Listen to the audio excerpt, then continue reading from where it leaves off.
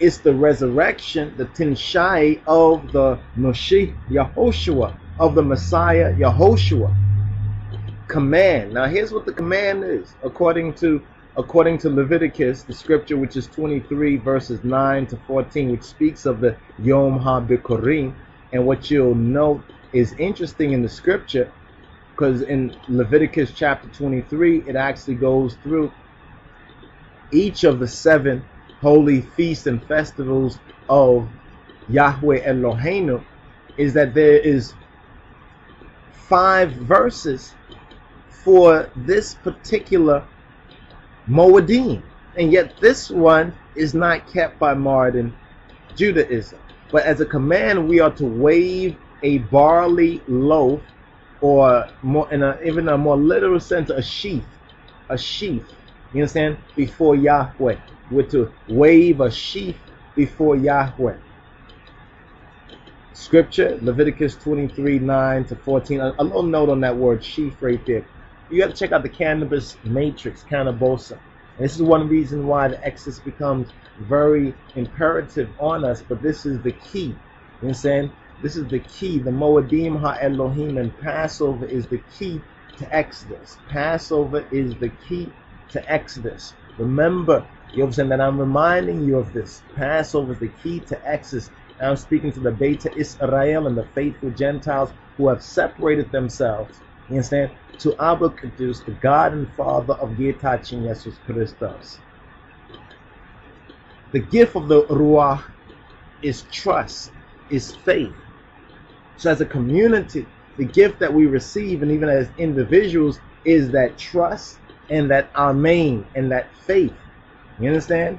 If you don't keep this, you get a amen. You understand?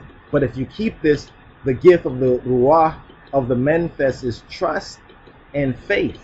This is very important individually as well as within the community sense. You know, people say, oh, we need to unite, we need to get together.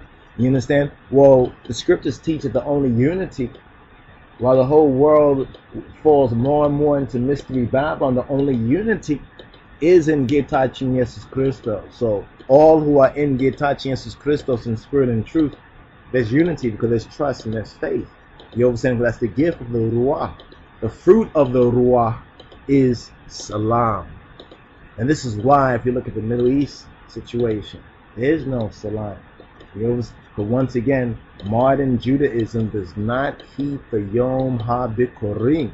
This is a serious point to make, as well as a question to the validity of so-called modern day Judaism.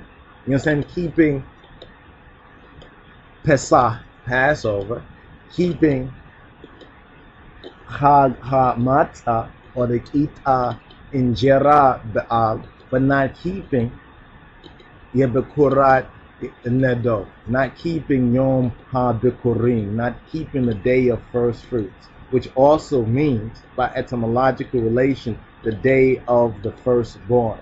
The first day of the week, Ehud, Sunday, the first day, because Senbet, the Sabbath, is the 7th, so therefore Sunday is the first day of the week, which follows FASIKA. So when people say, well, the early Christians, you know, they gathered on Sunday, and they try to associate this with those who worship the sun, you understand, or the stars, or the elements, you understand? It's a logical fallacy right there, because you have to over that our way and their way is as different as light and night, or day and night.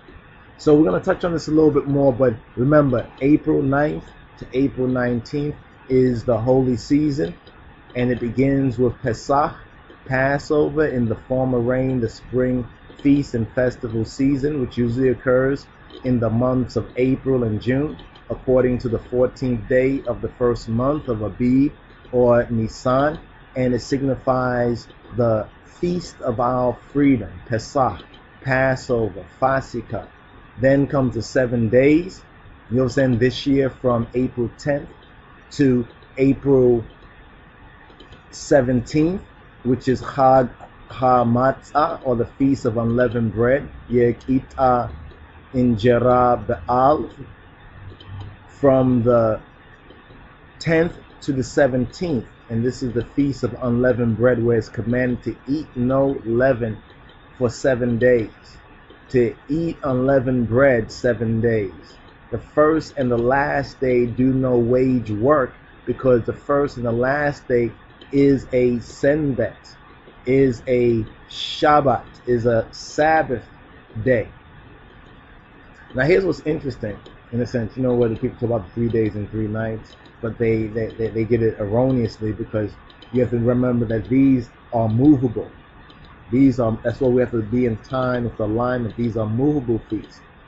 You see, within pseudo Christianity and false Christianities, Eurocentric, romantic, and so forth and so on, what they did is they try to make it a fixed time. So they say, well, he died on Friday, but then they can't count 3 days, but then they make themselves believe that they counted 3 days. But then when you look in the Bible, it speaks about Sabbath, you understand, the beginning. It speaks in a little cryptologic language to ones who are non-Hebrews, because as a Hebrew, you'll recognize that if the first and the last day during the Ha-ELohim, the Ba'al, are holy days, no wage work, they're basically Shabbat, they're basically Senbet days. So then you have a Sabbath. Now let's look at this year. We have April 9th, right? April 9th, FASIKA, Pesach. You understand? Then April 10th to April 17th is the Ba'al, or the unleavened injera. You understand? The unleavened bread. Now the first day, you understand, is holy, and then the last day is holy. But now, according to this year, if I'm correct, the first and last day ends. The last day ends on let's see, this Thursday for the 9th, right? Thursday is the 9th, April 9th, Passover, FASIKA. Then you have Thursday, Friday, Saturday, Sunday, Monday, Tuesday, Wednesday, and then you have Thursday. So that means that Thursday would be a Shabbat, or would be a Senbet, right? Then you have Friday, and then you have Saturday, which is also the weekly Senbet. And that's similar to what happens when you study the Bible for the crucifixion and the time of the burial and what the witnesses said. And some say, well, this don't make no sense. How come it's not 3 days and 3 nights? They're not understanding the language that's being used. There's weekly Senbet, and there are Senbet for the Moedim Ha-ELohim during that time, where the first and the last day is no wage work and is holy, meaning the Shabbat, to cease and desist from work, a Senbet, a Senebete, you understand, from work.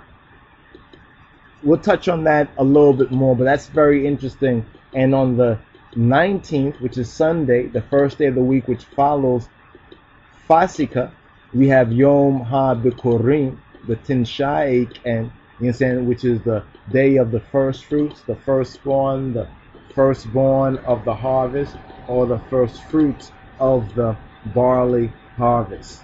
So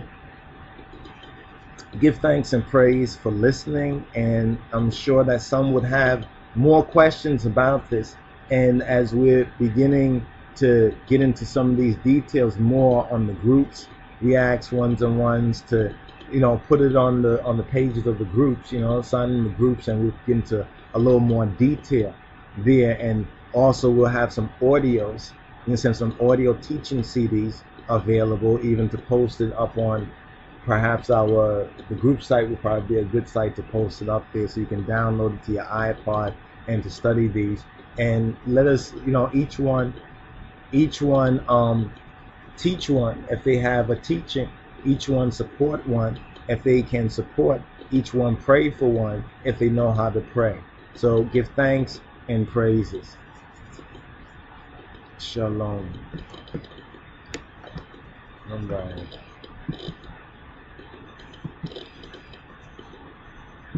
It's the resurrection, the Tinshai of the Mashiach Yahoshua, of the Messiah Yahoshua.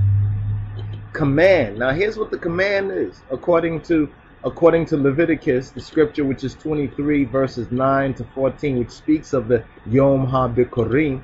And what you'll note is interesting in the scripture, because in Leviticus chapter 23, it actually goes through each of the 7 holy feasts and festivals of Yahweh Eloheinu, is that there is 5 verses for this particular Moedim, and yet this one is not kept by modern Judaism.